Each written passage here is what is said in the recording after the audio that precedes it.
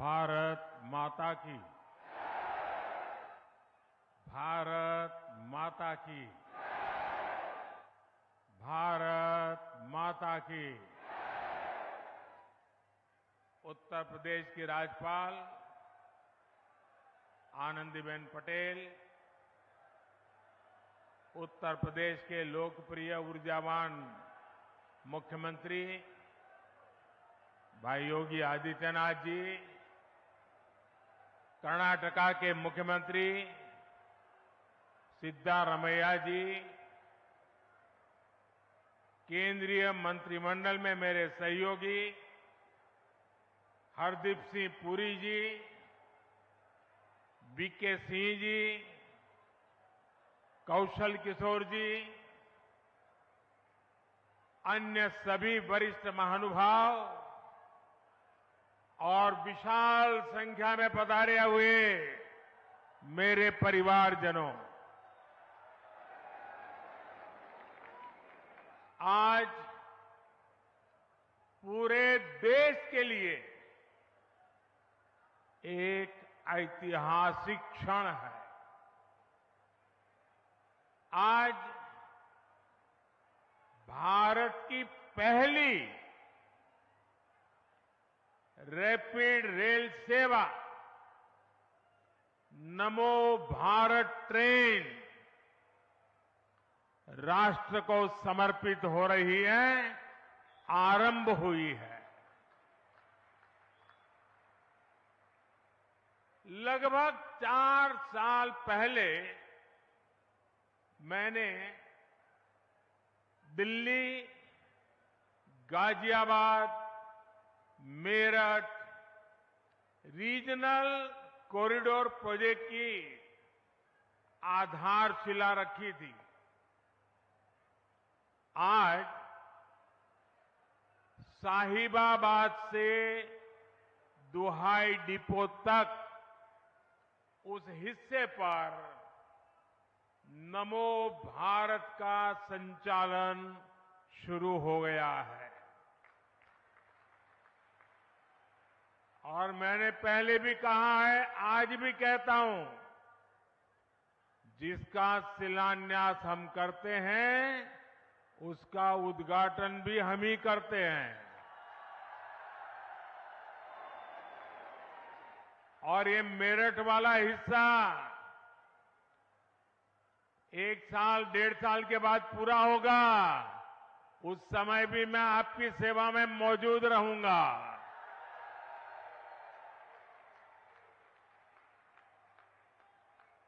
अभी मुझे इस अति आधुनिक ट्रेन से यात्रा का भी अनुभव मिला है। मैंने तो बचपन रेलवे प्लेटफॉर्म पर बिताया है और आज रेलवे का ये नया रूप मुझे सबसे ज्यादा आनंदित करता है। ये अनुभव प्रफुल्लित करने वाला है,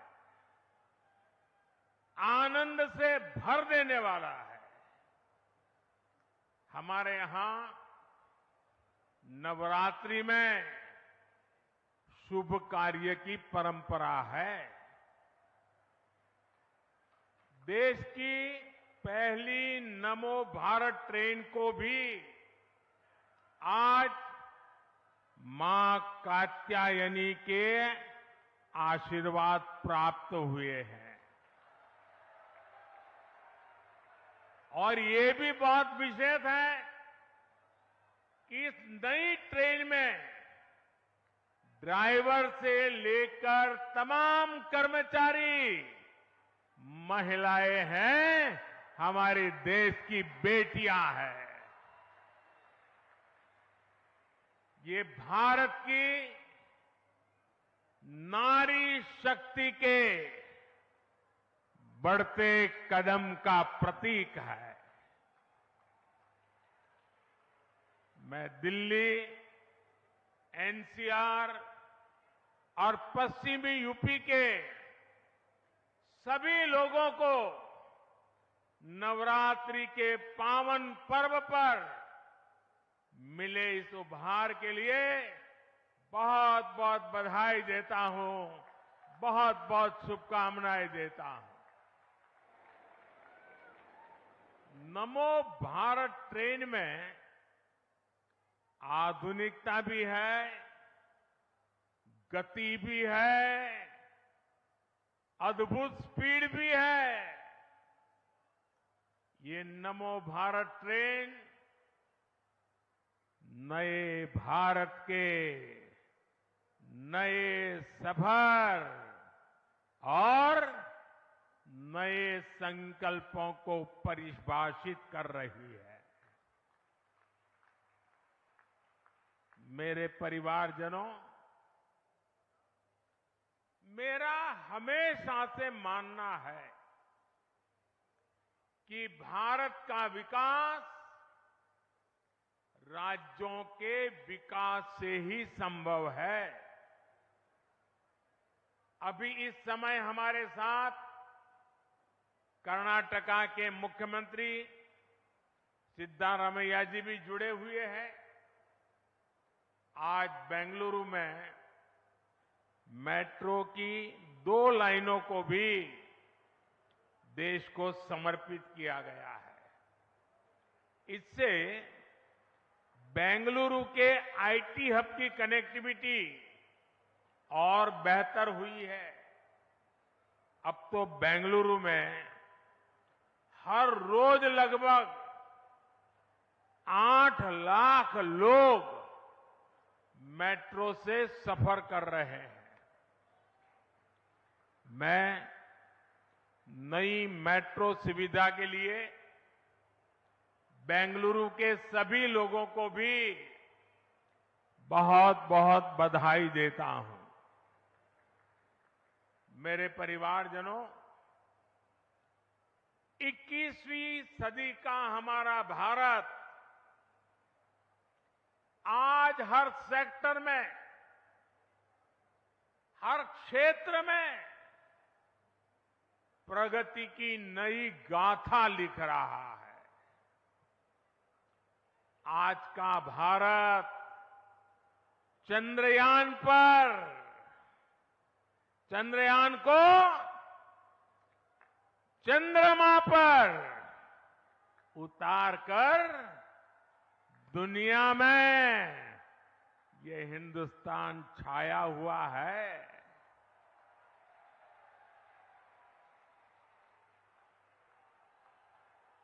आज का भारत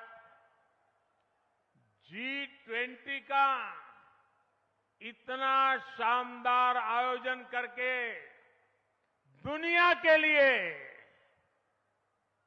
आकर्षण का, उत्सुकता का और दुनिया का भारत के साथ जुड़ने का एक नया अवसर बन गया है।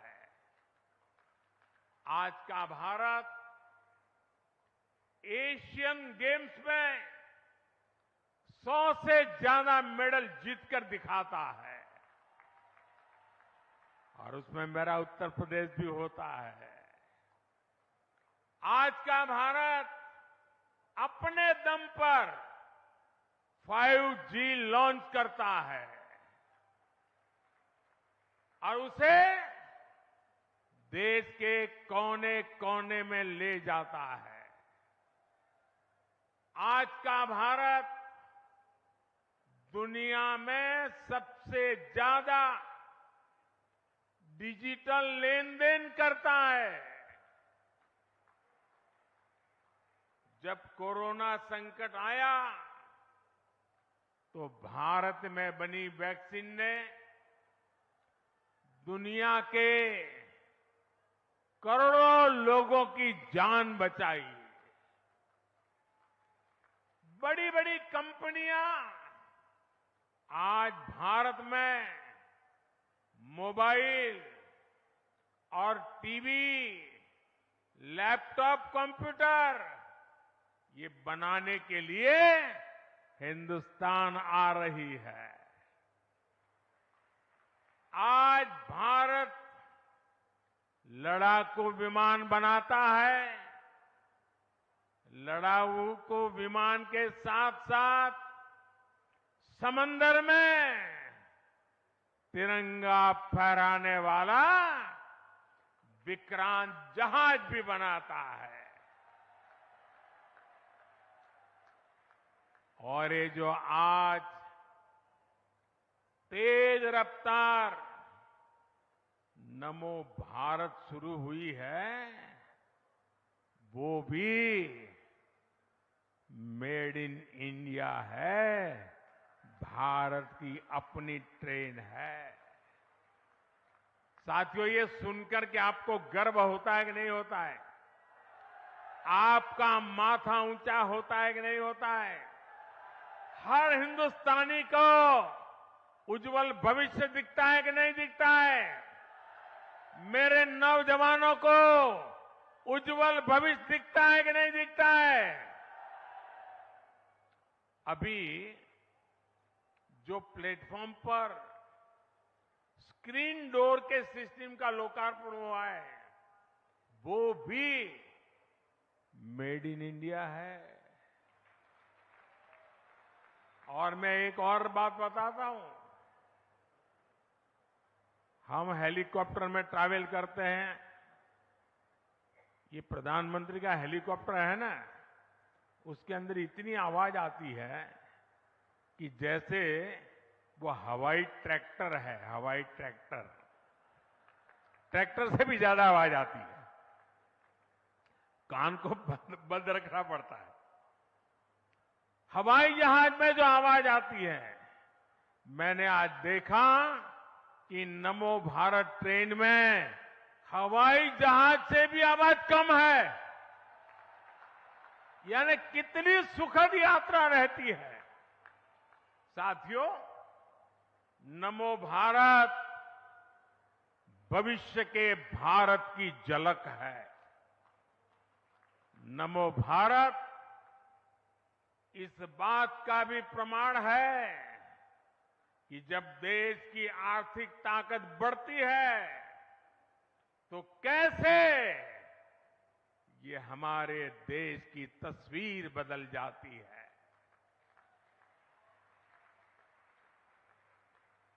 दिल्ली और मेरठ का ये 80 किलोमीटर से ज्यादा का स्ट्रेच तो एक शुरुआत है। सुनिए, ये तो एक शुरुआत है। पहले फेज में दिल्ली, यूपी, हरियाणा और राजस्थान के अनेक क्षेत्र नमो भारत ट्रेन से कनेक्ट होने वाले हैं।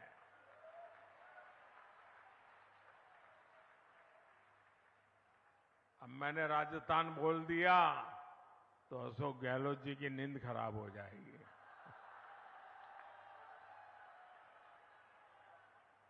आने वाले समय में देश के और भी हिस्सों में नमो भारत जैसा सिस्टम बनेगा। इससे औद्योगिक विकास भी होगा और मेरे देश की युवा पीढ़ी के लिए, मेरे देश के नौजवान बेटी बेटियों के लिए रोजगार के भी नए अवसर बनेंगे। साथियों, इस शताब्दी का ये तीसरा दशक भारतीय रेल के कायाकल्प होने का दशक है। आप देखना दोस्तों, इस 10 साल में पूरी रेल आपको बदली हुई नजर आएगी। और मुझे छोटे सपने देखने की आदत नहीं है और न ही मुझे मरते मरते चलने की आदत है। मैं आज की युवा पीढ़ी को विश्वास देना चाहता हूं, मैं आज की युवा पीढ़ी को गारंटी देना चाहता हूं, इस दशक के अंत तक आप भारत की ट्रेनों को दुनिया में किसी से भी पीछे नहीं पाएंगे।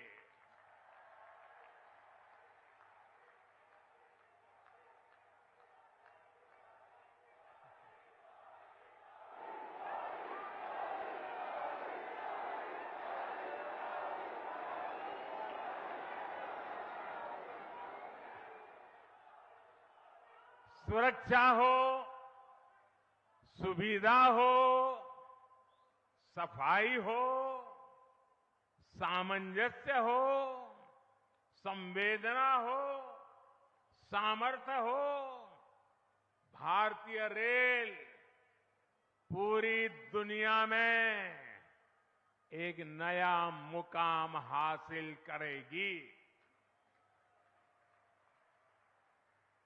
भारतीय रेल 100% बिजलीकरण के लक्ष्य से बहुत दूर नहीं है। आज नमो भारत शुरू हुई है। इससे पहले वंदे भारत के रूप में आधुनिक ट्रेनें देश को मिली। अमृत भारत स्टेशन अभियान के तहत देश के रेलवे स्टेशनों को आधुनिक बनाने का काम भी तेज गति से चल रहा है। अमृत भारत, वंदे भारत और नमो भारत की ये त्रिवेणी इस दशक के अंत तक भारतीय रेल के आधुनिकीकरण का प्रतीक बन जाएगी। आज देश में मल्टी मॉडल ट्रांसपोर्ट सिस्टम पर भी बहुत तेजी से काम चल रहा है। यानी यातायात के अलग अलग माध्यमों को आपस में जोड़ा जा रहा है। ये जो नमो भारत ट्रेन है, इसमें भी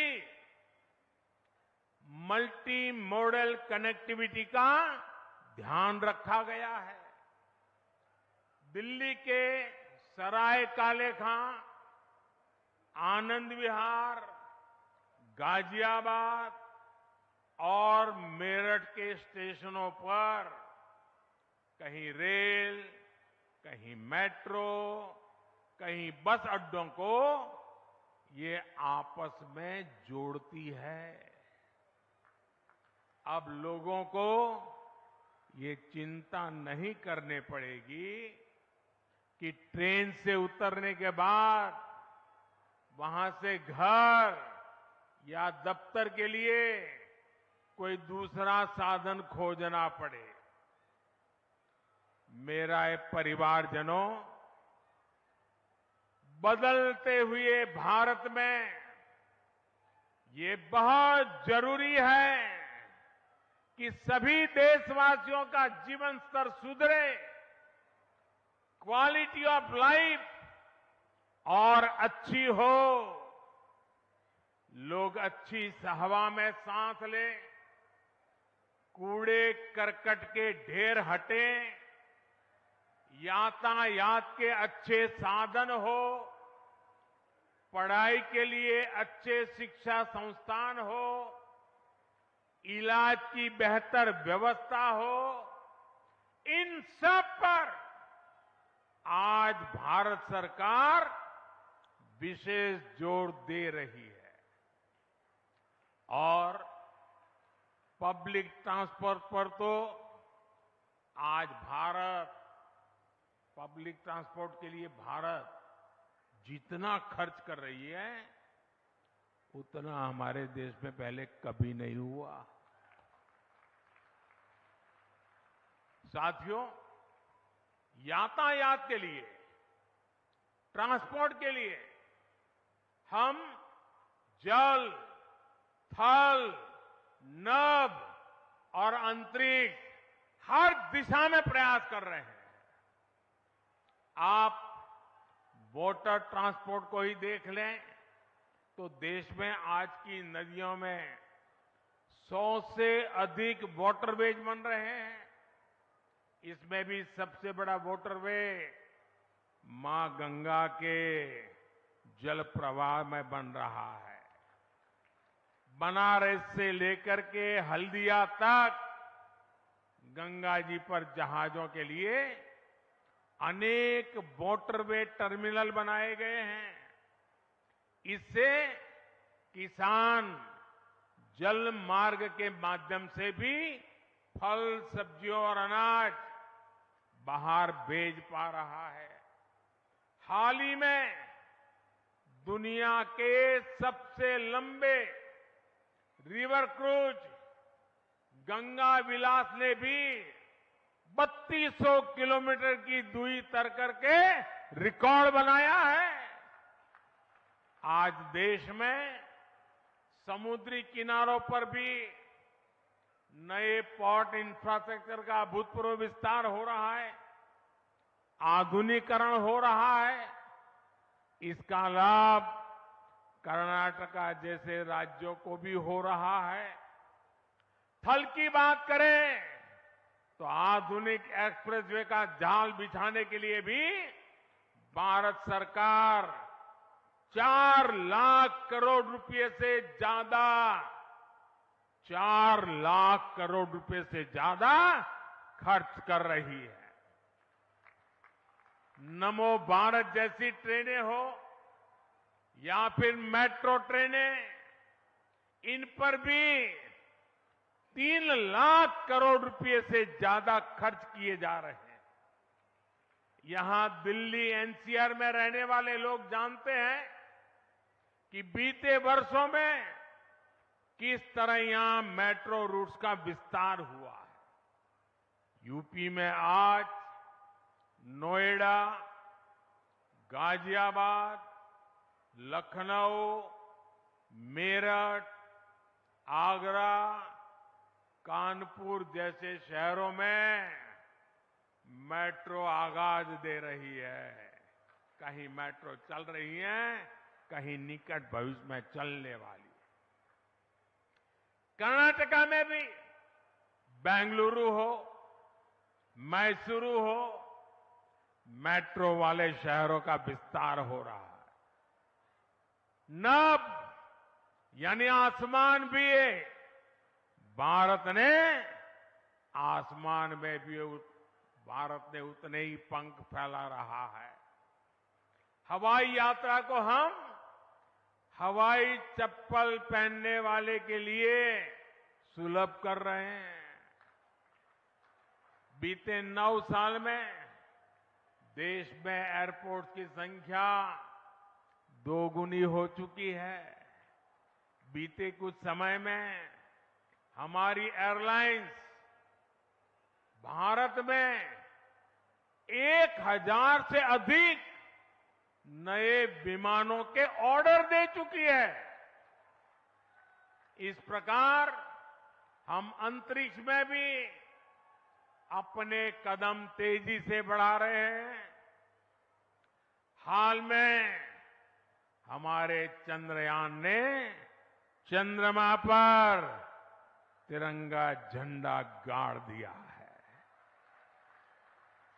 हमने 2040 तक का पक्का रोड मैप बना दिया है।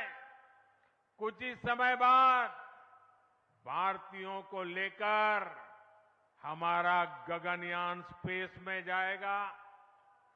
फिर हम अपना स्पेस स्टेशन स्थापित करेंगे। वो दिन दूर नहीं जब हम अपने यान में पहला भारतीय चांद पर उतारेंगे। और ये सब किसके लिए हो रहा है? ये देश के युवाओं के लिए, उनके भविष्य को उज्जवल बनाने के लिए हो रहा है। साथियों, अच्छी हवा के लिए जरूरी है कि शहरों में प्रदूषण कम हो, इसे ध्यान में रखते हुए देश में इलेक्ट्रिक बसों का भी बहुत बड़ा नेटवर्क तैयार किया जा रहा है। केंद्र सरकार ने राज्यों को 10,000 इलेक्ट्रिक बस देने वाली योजना शुरू की है। भारत सरकार की तैयारी राजधानी दिल्ली में 600 करोड़ रुपए के खर्च से 1300 से ज्यादा इलेक्ट्रिक बस चलाने का हमारा संकल्प है। इसमें से 850 से ज्यादा इलेक्ट्रिक बसें दिल्ली में चलनी शुरू भी हो गई है। इसी तरह बेंगलुरु में भी 1200 से ज्यादा इलेक्ट्रिक बसों को चलाने के लिए भारत सरकार 500 करोड़ रुपए की मदद दे रही है। केंद्र सरकार की कोशिश है कि दिल्ली, यूपी हो या कर्नाटका, हर शहर में आधुनिक और ग्रीन पब्लिक ट्रांसपोर्ट को बढ़ावा मिले। साथियों, आज भारत में जो भी इंफ्रास्ट्रक्चर का निर्माण हो रहा है, उसमें नागरिक सुविधाओं को सर्वोच्च प्राथमिकता दी जा रही है। ऑफिस जाने वालों के लिए मेट्रो या नमो भारत ट्रेन जैसे इंफ्रास्ट्रक्चर बहुत मायने रखते हैं। जिनके घर में छोटे बच्चे हैं या बुजुर्ग माता पिता हैं, उन्हें अपने परिवार के लिए इसके कारण समय बचता है, ज्यादा समय मिलता है। युवाओं के लिए बेहतरीन इंफ्रास्ट्रक्चर का होना इस बात की गारंटी है कि बड़ी कंपनियां आएगी, वहां उद्योग लगाएगी।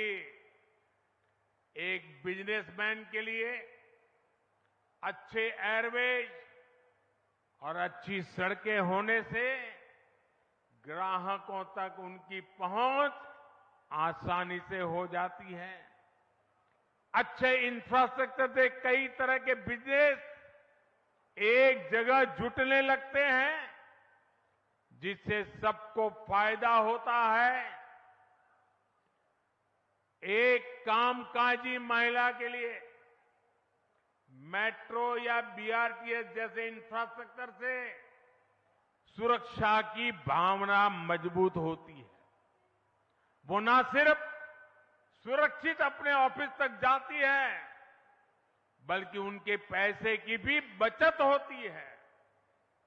जब मेडिकल कॉलेजों की संख्या बढ़ती है, इलाज की राह देखने वाले मरीजों और डॉक्टर बनने की आकांक्षा रखने वालों दोनों को फायदा होता है।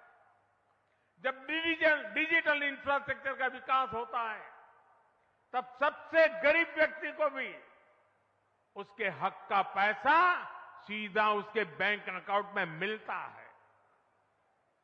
जब नागरिकों को सारी सेवाएं ऑनलाइन मिलने लगती हैं, तो उसे ऑफिसों के चक्कर लगाने से मुक्ति मिलती है। अभी जो ये UPI enable ticket vending machine कुछ देर पहले हमने देखी है, वो भी आपकी सुविधा बढ़ाने वाली है। ऐसी सभी क्षेत्रों में पिछले एक दशक में अभूतपूर्व कार्य हुए हैं। इससे लोगों का जीवन आसान बना है, उनके जीवन से मुश्किलें दूर हुई हैं। मेरे परिवारजनों, ये त्योहारों का समय है, ये खुशियों का समय है।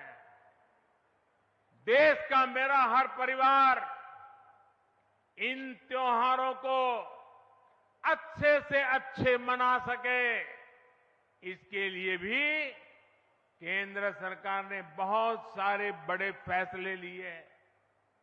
इन फैसलों का लाभ किसानों को होगा, कर्मचारियों को होगा, पेंशन वाले हमारे भाई बहनों को होगा। भारत सरकार ने रबी फसलों की एमएसपी पर बड़ी वृद्धि की है। मसूर की दाल के एमएसपी में ₹450 प्रति क्विंटल, सरसों के लिए ₹200, तो गेहूं के लिए ₹150 प्रति क्विंटल इसकी वृद्धि की गई है। इससे हमारे किसानों के पास अतिरिक्त पैसा आएगा। 2014 में गेहूं का जो एमएसपी ₹1400 क्विंटल था, वो अब 2000 के पार हो गया है। मसूर दाल का एमएसपी तो बीते 9 वर्षों में 2 गुने से भी अधिक बढ़ाया गया है। सरसों का एमएसपी भी इस दौरान ₹2600 प्रति क्विंटल बढ़ाया जा चुका है। ये किसानों को लागत का 1.5 गुना से अधिक समर्थन मूल्य देने की हमारी प्रतिबद्धता को दर्शाता है। साथियों, केंद्र सरकार यूरिया सहित तमाम दूसरी खादों को कम कीमत पर किसानों तक पहुंचा रही है। यूरिया की जो बोरी दुनिया के अनेक देशों में ₹3000 की है, वही बोरी भारत में ₹300 से भी कम में दी जा रही है। ये आंकड़ा याद रहेगा आपको? रहेगा? इसका लाभ यूपी के किसानों को, कर्नाटका के किसानों को, देश भर के किसानों को हो रहा है। इस पर भारत सरकार एक साल में 2.5 लाख करोड़ रुपए से ज्यादा खर्च कर रही है। ये सरकार की तिजोरी से 2.5 लाख करोड़ इसलिए जाता है ताकि मेरे किसान को यूरिया महंगा न पड़े। साथियों, फसल कटने के बाद जो अवशेष बचते हैं, धान की पराली हो, ठूंठ हो, वो बर्बाद ना जाए, उसका भी लाभ हमारे किसानों को मिले, इस पर भी हमारी सरकार काम कर रही है। इसके लिए पूरे देश में बायोफ्यूल और इथेनॉल यूनिट लगाई जा रही है। 9 वर्ष पहले की तुलना में आज देश में 10 गुना अधिक इथेनॉल उत्पादन हो रहा है। इथेनॉल के इस उत्पादन से अब तक देश में लगभग 65,000 करोड़ रुपए हमारे किसानों की जेब में गए हैं। सिर्फ पिछले 10 महीनों में ही कुल 18,000 करोड़ रुपए से ज्यादा का भुगतान देश के किसानों को हुआ है। और उसमें भी अगर मैं मेरठ, गाजियाबाद क्षेत्र के किसानों की बात करूं, तो यहां इथेनॉल के लिए इस साल के 10 महीनों में ही 300 करोड़ रुपए से ज्यादा का भुगतान हुआ है। इथेनॉल का इतना उपयोग जिस प्रकार ट्रांसपोर्ट के लिए बढ़ाया जा रहा है, उससे हमारे मेरठ, गाजियाबाद के गन्ना किसानों को विशेष लाभ हो रहा है। इससे गन्ना किसानों के बकाये की समस्या को कम करने में भी मदद मिली है। साथियों, त्योहारों के इसी मौसम की शुरुआत, उसी शुरुआत में भारत सरकार बहनों बेटियों को भी उनका उपहार दे चुकी है। उज्ज्वला की लाभार्थी बहनों के लिए सिलेंडर 500 रुपये सस्ता किया गया है। देश के 80 करोड़ से अधिक परिवारों को मुफ्त राशन भी लगातार दिया जा रहा है। केंद्र सरकार द्वारा केंद्रीय कर्मचारियों और पेंशन पाने वालों के लिए 4% डीए की भी घोषणा की गई है। रेलवे के जो हमारे ग्रुप बी और ग्रुप सी के लाखों नॉन गैजेटेड कर्मचारी हैं, उनको दिवाली बोनस भी दिया गया है। किसानों और कर्मचारियों के पास जो ये अतिरिक्त हजारों करोड़ रुपया पहुंचने वाला है, इसका लाभ पूरे समाज को होगा। इस पैसे जो खरीदारी होगी, उसे मार्केट में रौनक और बढ़ेगी, बिजनेस और बढ़ेगा। मेरे परिवारजनों, जब ऐसे संवेदनशील फैसले होते हैं तो हर परिवार में त्योहार की खुशी और बढ़ जाती है।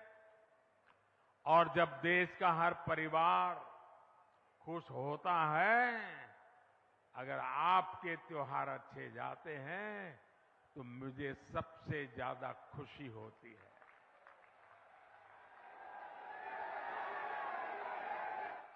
मेरा त्योहार उसी में मन जाता है।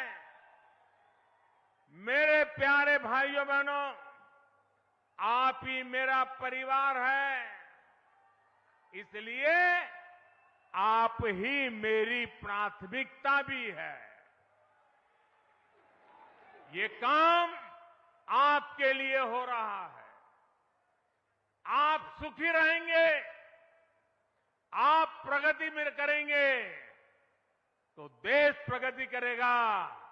आप सुखी रहेंगे, मुझे सुख मिलेगा। आप समर्थ होंगे तो देश समर्थ होगा। और भाइयों बहनों, मैं आज आपसे कुछ मांगना चाहता हूं। मैं आपसे कुछ मांगना चाहता हूं, देंगे?